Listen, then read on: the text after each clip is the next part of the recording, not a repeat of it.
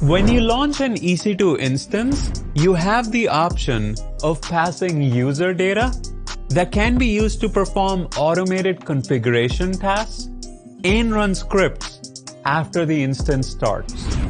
Hi guys, this is Abhi, and in this video, you're going to learn 9 things about EC2 user data in AWS. Let's get into it. Number 1, you can pass 2 types of user data to Amazon EC2 instance: shell scripts and cloud-init directives.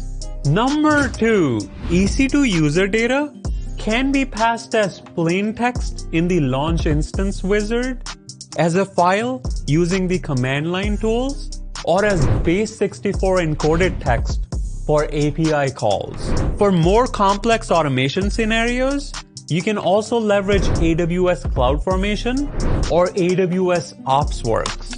Number 3, by default, user data scripts and cloud-init directives run only during the boot cycle when you first launch an instance.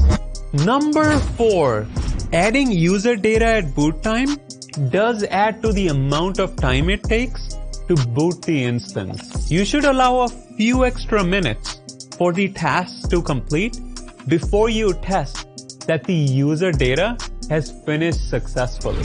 Number 5, scripts entered as user data are run as the root user, so you do not have to use the sudo command in the script. This, however, also means that any files you create will be owned by the root user. Number 6, because the script is not run interactively, you cannot include commands that require user feedback, such as yum update, without the -y flag.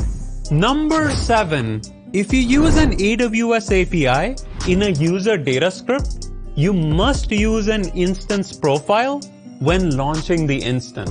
An instance profile provides the appropriate AWS credentials required to issue the API call.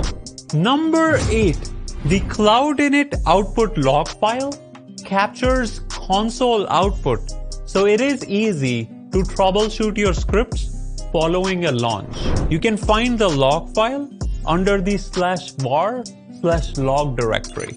Last but not the least, number 9, when a user data script is processed, it is copied to and run from instances/instance ID directory under var lib cloud folder.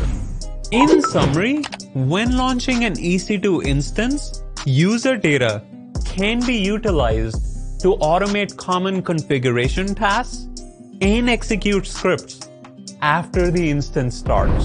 There you have it. Don't forget to like and subscribe. Until next time.